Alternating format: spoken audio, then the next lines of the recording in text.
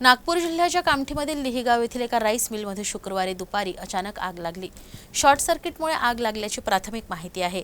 अग्निशमन दलाच्या 3 वाहनांनी घटनास्थळी पोहोचून आगीवर नियंत्रण मिळवलं, मात्र तोपर्यंत कारखान्यातील बहुतांश मशिनरी आणि माल जळून राख झाला होता। सुदैवाने या आगीत कोणतीही जीवितहानी झालेली नाही। नवीन कामठी पोलीस ठाण्याअंतर्गत लिहिगाव इथं बनवारीलाल मालू नावाच्या व्यक्तीची राईस मिल आहे। शुक्रवारी दुपारी 12च्या सुमारास मिलमध्ये अचानक आग लागली। घटनेची माहिती मिळताच अग्निशमन दलाच्या मदतीने आगीवर नियंत्रण मिळवण्यास सुरुवात करण्यात आली। सुदैवाने या आगीत कोणतीही जीवितहानी झाली नसली तरी मिलमधील मशिनरी आणि तिथे ठेवलेल्या मालाचं मात्र मोठं नुकसान झालं आहे। अग्निशमन दलाच्या 3 गाड्या घटनास्थळी पोहोचल्या होत्या, तर या प्रकरणी नवीन कामठी पोलीस अधिक तपास करतायत।